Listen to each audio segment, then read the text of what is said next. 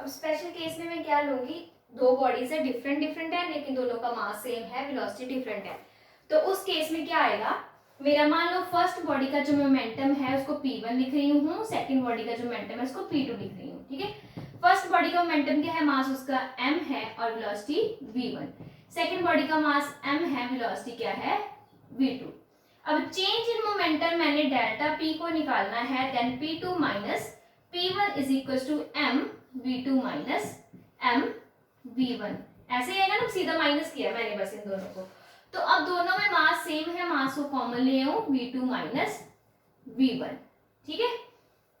ऐसा भी आ गया, ये डिफरेंस आ गया। अगर आपने इसकी रेशियो लेनी है P2 divide by P1 divide करके लेना है, तो ये क्या आ गया mv2 डिवाइड बाय mv1।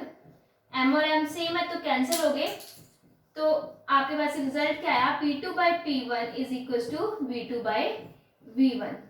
इससे आपको क्या पता चल गया, अगर मास सेम है तो देखो P2 object linear momentum of second object सीधा डिपेंड कर रहा है उसकी वेलोसिटी पे ही, linear momentum of first object उसकी अपनी वेलोसिटी पे, तो दोनों की अपनी अपनी वेलोसिटी पे डिपेंड कर रहे हैं। अगर हम ग्राफ बनाएंगे, अगर इसका एक केस ले लूं, अगर वेलोसिटी v2 की ज्यादा है v1 से, तो देखो सामने सामने है ना, तो डायरेक्ट रिलेशन है, ठीक है। अगर वेलोसिटी v2 की ज्यादा है v1 से, तो जो लीनियर मोमेंटम है 2 का वो भी ज्यादा है 1 से, ठीक है। ये लीनियर रिलेशन के कारण आ गया। सिमिलरली अगर हम इसमें ग्राफ प्लॉट करेंगे, क्योंकि ये डायरेक्टली प्रोपोर्शनल है एक दूसरे के, डायरेक्टली प्रोपोर्शनल होने के कारण जब आप मोमेंटम एंड वेलोसिटी में ग्राफ प्लॉट करोगे, किसमें, मोमेंटम एंड वेलोसिटी में ग्राफ प्लॉट करना है, तो कांस्टेंट क्या लेना है, मास। क्योंकि फर्स्ट जो स्पेशल केस है उसमें मैं यही ले रही हूँ, स्पेशल केस जो फर्स्ट मैंने लिया है उसमें मैंने क्या लिया है, एक साइड पे ले लिया मोमेंटम, दूसरी साइड पे ले ली मैंने वेलोसिटी, ठीक है। अगर मेरा मास कांस्टेंट है, ठीक है, फर्स्ट केस में मैंने मास कांस्टेंट m लिया, दोनों ऑब्जेक्ट्स का mm लिया, मास सेम है, तो मोमेंटम एंड वेलोसिटी का सीधा रिलेशन है ना, ऐसे था ना P2 over P1 is equal to V2 over V1, सीधा रिलेशन आ रहा है ना, यहाँ P is proportional to V आ रहा है सीधा ही, ठीक है। तो उसके कारण क्या होगा, जब दोनों में ग्राफ बनाऊंगी तो वो स्ट्रेट लाइन बनेगा। इसका मतलब क्या है, मान लो अगर यहाँ पे 1 वैल्यू है, ये 1 2 ऐसे होते हैं ना ग्राफ, ठीक है। जैसे जैसे v की वैल्यू इंक्रीज कर रही है, यहाँ पे v1 था p1 था, यहाँ पे v2 है pv2 है, जैसे v की वैल्यू इंक्रीज कर रही है, देखो 1 से 2 जा रही है, सिमिलरली लीनियर मोमेंटम की वैल्यू भी इंक्रीज कर रही है, तो जो ग्राफ आएगा that is the straight line, ठीक है। ये अपना फर्स्ट केस है। सेकंड केस की हम बात करें, फर्स्ट केस में मास कांस्टेंट लिया है, सेकंड केस में मैं मान लूंगी कि दो ऑब्जेक्ट्स हैं डिफरेंट डिफरेंट, ठीक है, एक है m1 और दूसरा है m2, लेकिन दोनों की वेलोसिटी क्या है, सेम है। फर्स्ट के में मैंने मास कांस्टेंट लिया, सेकंड में मैं क्या कांस्टेंट लूंगी, वेलोसिटी, ठीक है, कांस्टेंट। इस केस में मेरा P1 क्या आ गया, m1v एंड P2 क्या आ गया, m2v, ओके।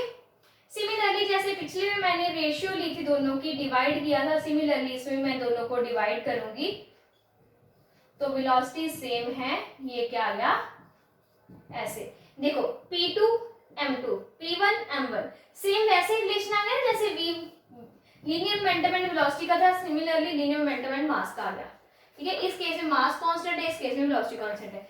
अगर आप लीनियर मोमेंटम एंड मास में ग्राफ प्लॉट करोगे तो वो भी स्ट्रेट लाइन आएगा, किस केस में, जब वेलोसिटी कांस्टेंट होगी। देखो मास कांस्टेंट था तो लीनियर मोमेंटम एंड वेलोसिटी में जो ग्राफ आया स्ट्रेट लाइन आ गया, ठीक है। सिमिलरली वेलोसिटी कांस्टेंट है, मोमेंटम एंड मास में जो आ गया रिलेशन आ गया वो भी, ठीक है, स्ट्रेट लाइन आएगा। बस दोनों ही सेम है, इसमें मास कांस्टेंट, इसमें वेलोसिटी कांस्टेंट। थर्ड केस है वो थोड़ा सा डिफरेंट है। अब देखो पूरे रिलेशन में तीन ही तो टर्म्स है, एक मोमेंटम है, एक मास है, एक वेलोसिटी है। फर्स्ट स्पेशल केस में मैंने इसको कांस्टेंट ले लिया, सेकंड स्पेशल केस में मैंने इसको कांस्टेंट ले लिया। अब जो थर्ड स्पेशल केस लूंगी मैं, उसमें मैंने लीनियर मोमेंटम को कांस्टेंट लेना है, ठीक है। अब जो मेरा थर्ड केस आएगा, केस 3 है जो, उसमें मैंने क्या ले लिया, P जो है वो क्या है, कांस्टेंट, ठीक है, लीनियर मोमेंटम। दो बॉडीज है भाई, दो बॉडीज के मास भी डिफरेंट है, m1 है m2 है, वेलोसिटी भी डिफरेंट है, v1 है v2 है, लेकिन इस पूरे सिस्टम का जो मोमेंटम बन रहा है और इसका जो मोमेंटम बन रहा है वो दोनों ही सेम मोमेंटम है। ठीक है, तो इसका अगर मोमेंटम सेम है इन दोनों का तो मोमेंटम क्या होता है, मास इनटू वेलोसिटी, यही होता है ना। तो अगर दोनों का सेम सेम है तो m1 v1 is equal to m2 v2, ऐसे ही आएगा ना। मोमेंटम ये क्या है, पहले का मोमेंटम है पूरा, ये सेकंड मोमेंटम है, तो मैंने ये लिया है मोमेंटम सेम है, कांस्टेंट है। तो अगर मैं ऐसे करूंगी, m वाली मासेस को एक साइड पे ले जाऊं, m1 इधर m2 मल्टीप्लिकेशन में था तो क्या हो गया, डिवाइड में। ठीक है, इधर v2 ऐसे रहने दिया, जो v1 था वो इधर जाके क्या हो गया, डिवाइड में। अब देखो यहाँ पे m1 है लेकिन v1 नीचे है, जैसे पिछले दोनों केसेस में डायरेक्ट रिलेशन आ रहे थे, इसमें क्या रिलेशन आ रहा है, इनवर्स रिलेशन आ रहा है मास एंड वेलोसिटी में। ठीक है, तो इस केस में इनवर्स रिलेशन होने के कारण if you draw the graph between mass and velocity, इस साइड पे वेलोसिटी है, इस साइड पे मास है, अगर इनमें जैसे बाकियों में स्ट्रेट लाइन आ रहा था ना, क्योंकि वो क्या थी, डायरेक्टली प्रोपोर्शनल थे, लेकिन इनमें इनवर्स रिलेशन है तो ग्राफ आपका कुछ ऐसा आएगा। कौन से केस में, when linear momentum is constant. ठीक है, तो ग्राफ कैसा आएगा, वेलोसिटी ले ली y एक्सिस में, मास को x एक्सिस में लिया, तो ग्राफ कैसा आएगा, ऐसा। ठीक है, जैसे जैसे मास इंक्रीज कर रहा है, वेलोसिटी वैसे वैसे मास इस तरह से इंक्रीज कर रहा है तो वेलोसिटी क्या हो रही है, डिक्रीज हो जा रही है। ठीक है, ओके, तो this was the special cases, 3 special case थे इसके। देन टॉपिक आ जाओ 3.10। बस हमने आज 3 ही टॉपिक करने हैं, लेकिन आप अगर ये तीनों टॉपिक का कंक्लूजन देखोगे ना पूरा, ठीक है, रिवाइज करके, तो इन्हीं तीनों टॉपिक से आपका न्यूटन का सेकंड लॉ बनेगा। ठीक है, थर्ड जो टॉपिक है that is rate of change. देखो first of linear momentum, first में जब हमने टॉपिक किया था 3.8 में किया था हमने लीनियर मोमेंटम किया था, जो 3.9 था उससे में पहले में हमने लीनियर मोमेंटम किया, दूसरे में हमने चेंज इन लीनियर मोमेंटम किया। अब जो टॉपिक कर रहे हैं उसमें rate of change of linear momentum, जो रेट होता है ना that is related to time.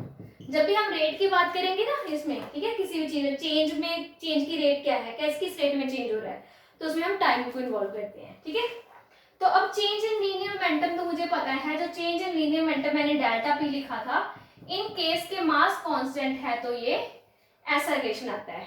ठीक है, दो बॉडीज की बात करूं, P2 माइनस P1, ठीक है, दो बॉडीज है, एक दोनों के मासेस सेम है, एक की वेलोसिटी v1 है, दूसरे की वेलोसिटी v2 है, इसका लीनियर मोमेंटम P1 आ गया, इसका लीनियर मोमेंटम P2 आ गया। अगर मैं दोनों को माइनस करूंगी, P2 minus P1 is m, v2 minus m v1, m common आ गया, v2 माइनस v1, ये क्या है, चेंज है, चेंज इन लीनियर मोमेंटम। लेकिन अगर मैंने rate of change of linear momentum करना हो, ठीक है, इसमें रेट आ गया तो टाइम का कंसेप्ट आएगा। ठीक है, तो टाइम क्या होता है, rate of change of linear momentum P2 minus P1, जब रेट करना है तो डिवाइड बाय t करना है, दोनों ही साइड पे m v2 minus v1 divide by t। ठीक है, इस सारी चीज को मैं क्या बोलूंगी, rate of change of linear momentum. ठीक है, rate of change of linear momentum is equal to mass multiply by change in velocity divide by time. ठीक है, ये जितनी भी वैल्यू होती है ना, change in velocity divide by time, velocity जैसे हमने बोला कि डिस्टेंस जैसे कवर करते हैं, डिस्टेंस अपॉन टाइम आता है वेलोसिटी। ठीक है, यही पढ़ा ना, डिस्टेंस अपॉन टाइम क्या होता है, सॉरी, डिस्टेंस अपॉन टाइम क्या होता है, वेलोसिटी। लेकिन change in velocity divide by time, ये क्या था, आपने आई थिंक सो पढ़ा होगा 8th क्लास में, change in velocity divide by time क्या होता है, एक्सेलरेशन। तो देखो इसकी वैल्यू क्या बन रही है, पूरे की वैल्यू क्या बन रही है, एक्सेलरेशन, मास इनटू एक्सेलरेशन। ठीक है, तो आपका रिजल्ट क्या आ गया, rate of change of linear momentum is equal to mass multiply by acceleration. ठीक है, इससे आगे वाले टॉपिक हम कल करेंगे।